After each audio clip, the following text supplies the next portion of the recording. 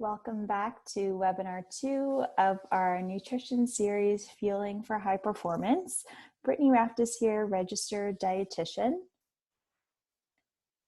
So in this second seminar, we're going to focus in on pre and post-workout nutrition. So talking about timing of meals and snacks pre-workout and also our nutrient priorities. Same thing with post-workout in that recovery period of time. We'll also talk about some practical snack examples, some portable ideas, and I'll also share a really simple energy bite recipe that can be made ahead and used for a pre or post-workout snack. So starting with pre-workout nutrition, so eating before training. So our nutrition priorities before training, first off, is to build up our glycogen stores by fueling with carbohydrates. So as a reminder, any carbohydrates that we eat, bread, pasta, fruit, etc., those carbs break down and digest into sugars. That sugar is absorbed by your digestive system, enters your bloodstream, and is taken to any tissues or parts of your body that need energy. These sugars are also stored in our muscle in the form of glycogen to be used throughout the activity and training that we do. So our goal in this pre-workout period of time is to build up these glycogen stores as much as possible so that we're starting out our training session with a full tank of energy. So here's a visual just to get an idea and put this into perspective. So basically we wake up in the morning after a fast, so fasting overnight, and our glycogen stores are slightly low. So that's represented by the bucket here. We refuel those glycogen stores ideally before a workout. So we're starting out training with a full tank of energy, as we can see with the second bucket. After training again, our glycogen stores get depleted because we burn off that energy during training. And so we need to refuel again. So it's a bit of a constant refueling game throughout the day and surrounding your training, which is why we focus on having those consistent meals and snacks we discussed in webinar 1 as being so important to do this. So the second priority in the pre-workout period of time is that by properly fueling pre-workout, we can delay fatigue, improve stress, as well as power and mental focus. So as I mentioned in our first webinar, our brain also uses carbohydrates for its main source of energy. So proper fueling can certainly help support our mental focus during training as well. We also want to promote a quicker recovery by properly fueling in that pre-workout period of time. So you can think of your muscle energy stores as being a tank of gas. So the lower you let the gas tank get in your car, for example, the more gas it will take to fill it up. Same thing goes for your muscles. So if we start out a training session with an already depleted energy source, it'll deplete our muscles' energy even more and take that much more carbohydrate to build up those stores again after your workout. We also want to, of course, help to prevent digestive distress during training with proper timing of our pre-workout fuel. So by having the right types of food in the right amounts based on the time that you're eating. So these are all things that we'll talk about. So now moving on to discuss pre-workout meal and snack timing. So this all has to do with digestion. As I mentioned previously, one of our priorities with fueling pre-workout is to properly fuel while preventing digestive distress. And this all comes down to how long these macronutrients take to digest, which is the macronutrients being those building blocks of the food that we eat. In general, carbohydrates take under 2 hours to digest, so they are definitely the quickest macronutrient to digest.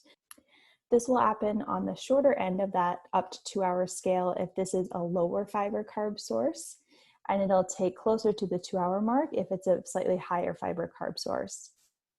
Protein takes about 2 to 5 hours to digest, just depending on the type of protein and size of portion that you're having. And fats are the longest to digest at 4 to 9 hours. So these are the slowest digesting macronutrient. So this is what we want to be most cautious of in that pre-workout period of time. So our pre-workout period of time is considered to be the 4 hours before you start a workout or training session. As we discuss pre-workout meal timing, a couple things I want to note first. Number one, digestion is very different for everyone. So I'm sure we all know someone that can pretty much eat a full meal and go for a run without issues. And there are likely many of us who, or more of us, who have a little more sensitive stomach and may need to be a little bit more conservative than what I'm about to show you here. Use this here as a guide and adapt it based on your individual digestion. Second, our priority here is to be fully or mostly digested prior to starting our workout, so that A, we can avoid digestive distress from having food sit in our stomach, and B, we can utilize the energy from the food that we eat during our workout. So this image in front of you highlights how our meal and snack composition and size should change based on the amount of time we have before a workout. So typically, if we have 3 to 4 hours before a workout, this is enough time to digest what we would consider to be a full balanced meal. So if we reference those plates that we looked at in webinar 1, it could be a meal like that. So we have a couple examples here. Sandwich, for example, rice, fish, vegetables as tolerated. Vegetables are a little bit higher in fiber, so if you're a little bit more sensitive, this might be something that you want to limit in this pre-workout time. And again, this might be slightly different for everyone, but just to give you kind of a general sense, the only thing that we really want to avoid here is any meal that is really fatty. So think about greasy foods like pizzas, deep fried foods, takeout. Those are foods that we definitely want to avoid because of that high fat content. We just don't have enough time to properly digest it. As we get to 2 to 3 hours before a workout, we no longer have enough time to fully digest that full-size meal. And so now we're focusing on a small meal or snack with carbs and protein. The reason why we want to make sure that we still have protein here is for that same meal balance that we talked about in webinar 1. The protein here is really going to help to sustain the energy that we're getting from this carbohydrate until we train. If we were to just have carbohydrate here 2 hours or 3 hours before a workout, we might risk digesting that carbohydrate quickly and being hungry again before we start training. So a couple examples here. Generally, we're looking for a protein food with a carbohydrate food. So we have egg and bread as an example, yogurt and fruit as another. A trail mix with nuts or seeds and dried fruit could be another example as well. And lastly, as we get to roughly 1 hour before a workout, this is when most people are most sensitive to digestive distress related to what they've eaten. And so here we want to focus on a carb-only snack. We want something that is very quick to digest, so something with carbohydrates only. A banana, most people do pretty well with, or something like a blended applesauce because it's already been pureed. It tends to be a little bit easier on the digestive system. Or for those who are very sensitive to solid food before a workout, a liquid form of carbohydrates can work here as well. So this chart is not to say that we should be eating at each of these intervals, but it just helps to highlight that what you have and the portion that you have should be decided by how much time you have left before you have your training session. I also wanted to highlight some other easy to digest carbohydrates for either immediately pre-workout or even during a long training session. So some examples here would be a sport drink, dates, or other dried fruit. Like I said previously, banana or applesauce, a really simple small granola, or a juice or other liquid form of carbohydrate. And keep in mind too that the processing of the food that you're eating matters in terms of the speed of digestion as well. So at the bottom, I have an image there of the apple, the applesauce, and the apple juice, just to highlight that the speed that each of these digest will be different. So the juice, for example, is a concentrated sugar source, water, sugar, no fiber, nothing to slow the digestion of that carbohydrate. So the body doesn't have to work very hard to absorb the energy from those carbs. So if you were to drink a glass of juice now, on an empty stomach, that sugar would be absorbed and ready to be used in about 15 minutes for energy. So really, really quick. A whole apple on the other end of the spectrum has fiber, has to be chewed, has to be completely broken down, and would likely take over an hour to digest. And this might be slightly different for everyone, some longer and some maybe not as long. And the applesauce in the middle, because it's already been blended, there's less to break down. So this would fall somewhere in the middle, being a little bit shorter than the apple to digest, but take longer than the juice. So now changing gears to discuss eating after training, so our recovery nutrition. So why eat after training? There are both short-term and long-term benefits to having a recovery meal or snack. In the short term, having this recovery meal or snack can help to increase energy levels because again, we're replenishing those stores very quickly. It can also help to manage hunger levels. If anybody, again, has gone too long without eating, as we saw in webinar 1, it can cause energy level to dip really low, which causes you to feel kind of over hungry. This can help to manage hunger levels by having this recovery snack before you get to that point. It also helps to have a bigger protein synthesis response, so has that bigger trigger to help your muscles kind of build and grow. It, of course, helps to refill your glycogen stores quickly and more efficiently when you're eating in this recovery window. And also helps to support your immune system generally as well by helping your body to recover from an intense training session. Long-term benefits include generally helping to prevent injury and illness by just making sure that you're taking care of your body and recovering properly, and also helps to support your adaptation to any kind of increased training loads that you're taking on. So in terms of what to eat after training, the composition of this recovery meal or snack, we're basically looking to replace everything that you've lost during a training session.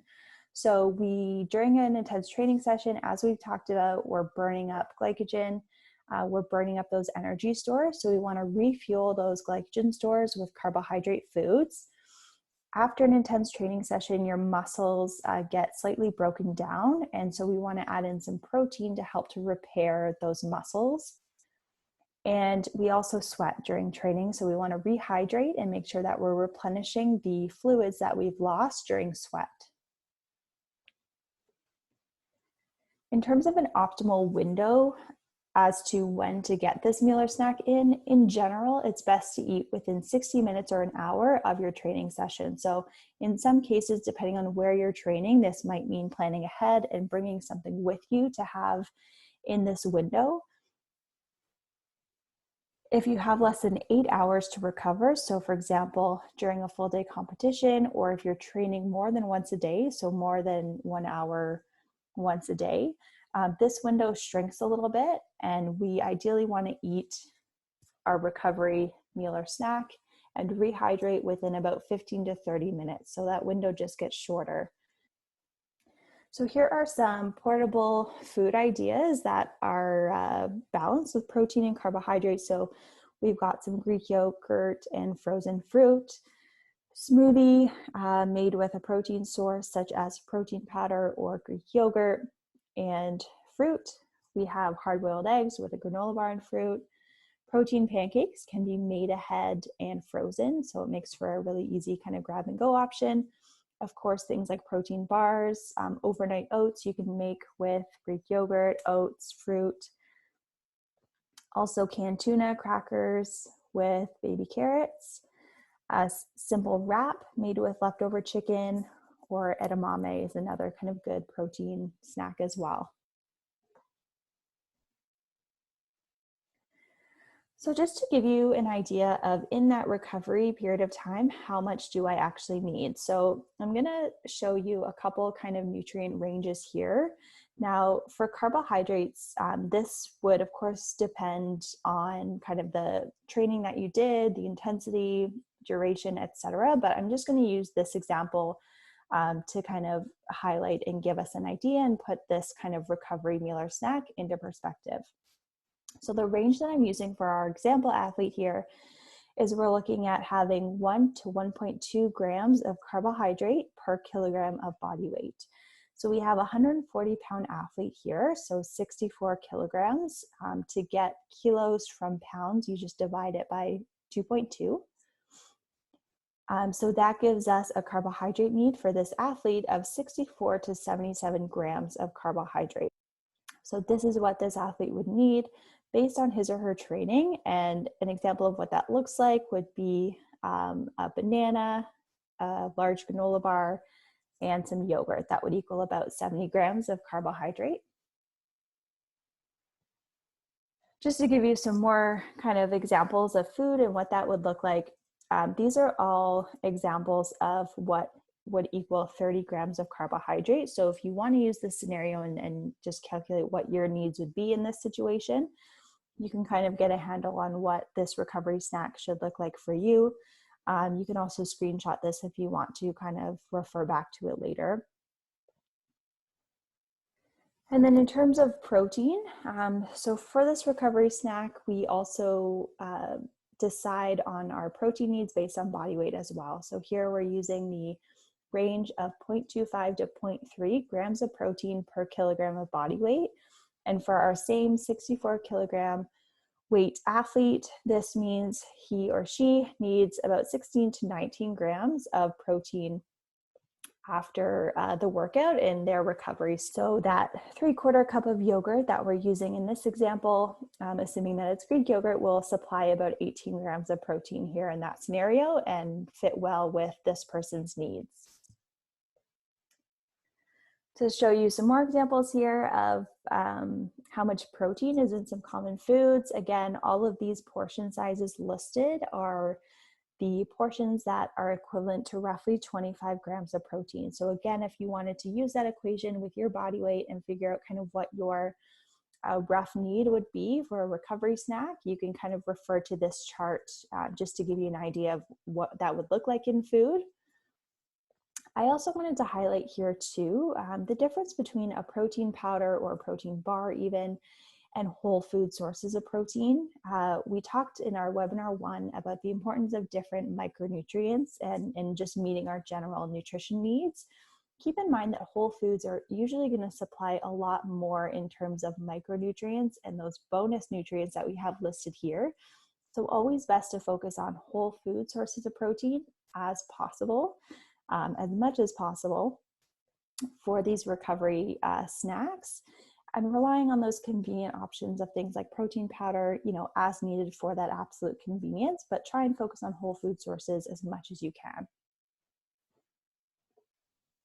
Okay, so I just wanted to share this energy bite recipe. So this is a recipe for oatmeal chocolate chip energy bites. This is a great recipe because it's easily adapted to whatever portion you need. So it uses a lot of just basic pantry items: oats, coconut flakes, peanut butter, flaxseed, chocolate chips, honey, chia seeds, vanilla extract.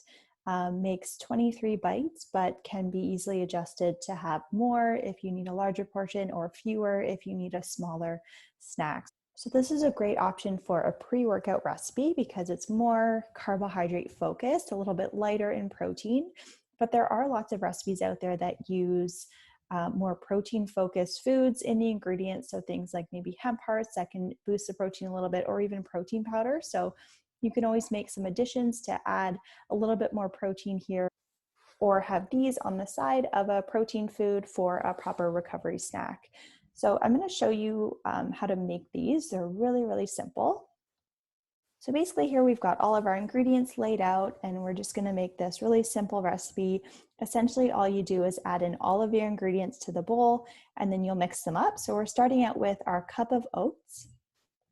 This adds kind of the bulk of what these energy bites will be, and this of course adds our carbohydrate, which is our energy kind of booster for pre-workout, or our recovery fuel for post-workout. Now, I'm not really so much of a coconut person, so I'm going to add hemp seeds into this recipe instead of coconut.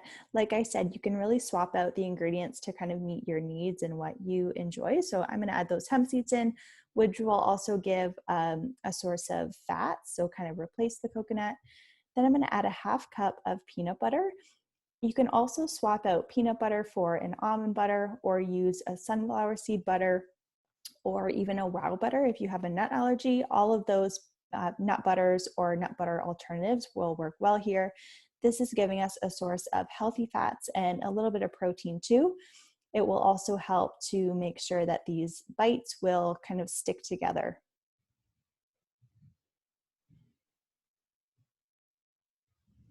Next, I'm going to add a half a cup of ground flaxseed. So it's actually quite a bit of ground flaxseed. This is adding some good fiber to these bites, also some healthy fats. So flax seeds are rich in those healthy anti-inflammatory fats, and it'll also be a source of protein as well. So it really acts as a good superfood in this recipe. The chocolate chips are optional, but I think why not? I'm going to add them into mine. And then I'm going to add a third of a cup of honey. This will add a pretty concentrated carbohydrate source, also add as kind of a sweetener for flavoring. You can kind of adapt this to taste, but if you're looking for, again, that kind of high carbohydrate bite, this will help to kind of boost up the carbohydrates here. And then I'm going to add a tablespoon of chia seeds.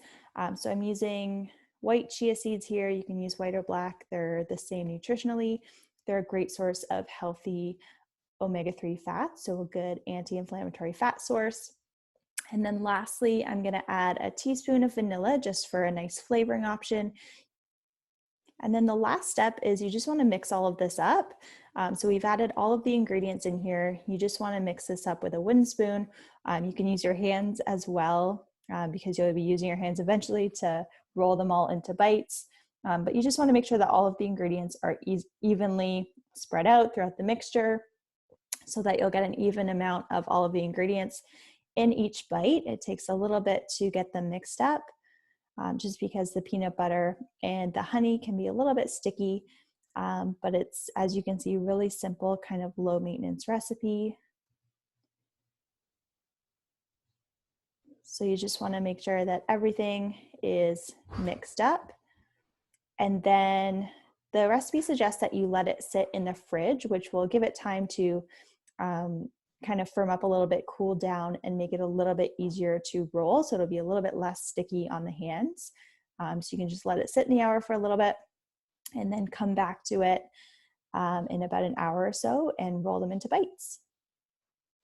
So this is the finished product. Makes about 23 bites if you roll them into the size of slightly smaller than a golf ball, but it does depend on what size you make them. And yeah, you can store them in an airtight container for up to a week in the fridge and just kind of portion them and grab the amount that you need as you need to. Okay, so this concludes webinar 2. Just to give you a summary of what we talked about. In the pre-workout period of time, we want to try and follow the 3-2-1 method of eating, but adapt it based on your individual digestion. We want to recover after a workout with protein, carbs, and fluid for hydration. Ideally, we want to plan ahead to have our pre and post-workout snacks ready if that's what we need to, based on the timing and when we can get those snacks in. And try making these energy bites at home. They can be modified to meet your individual needs, which makes them a really great option for a pre or post-workout snack, and really simple to make. So definitely consider trying those yourself.